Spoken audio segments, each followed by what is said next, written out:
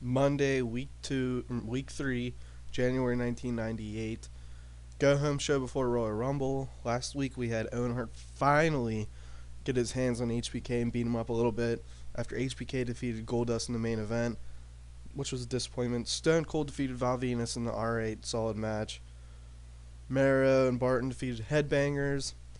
X-Pac impersonated Ken Shamrock. Ken Shamrock didn't like that. Rikishi started dancing with Too Cool. Owen Hart cut a promo on HBK. We discovered Al Snow and Mankind have good chemistry as a team. They're going to be in the main event tonight. Then Bob Holly defeated Farouk after Bradshaw's botched interference. You're going to see Bob Holly and Billy Kidman make a challenge tonight. Alright, so the show starts off with Shawn and Triple H cutting a promo on Eddie and Owen, who aren't there. And then Mankind and Al Snow, which I gave them the nickname Extreme Allies. Just basic. Not creative. Don't judge me. Came out and challenged DX to a match tonight.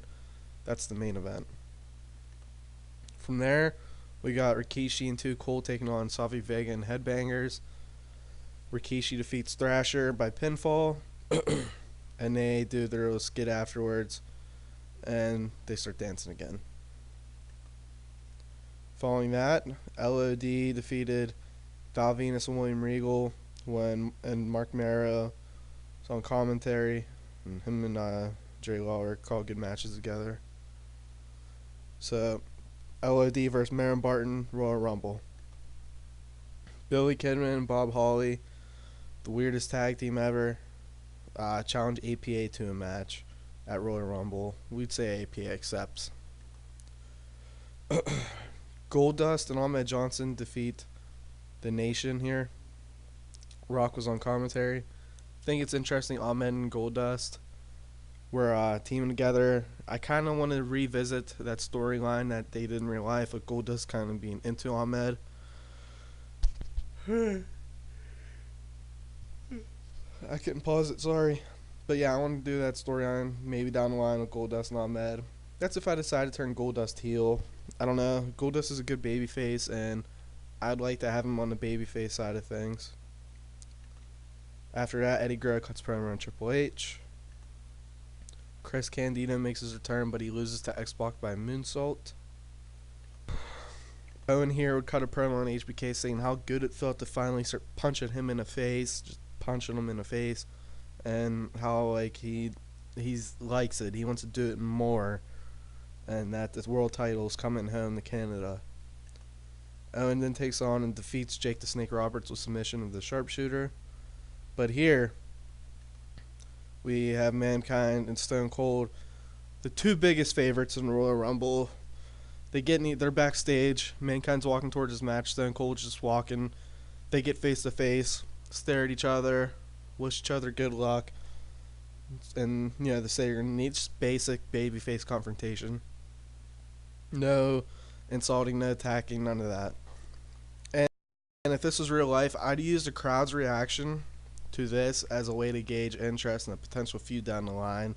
Because if the crowd goes ape shit for Mankind and Stone Cold, I'd have to do something with that as soon as possible. Then in the main event, Al Snow and Mankind defeat DX. Or no, they don't, excuse me. When Triple H defeats Al Snow with the pedigree. Owen Hart was on commentary. He stayed down there during his last match. Good main event. I figured it'd be good. I thought DX had good chemistry teaming together.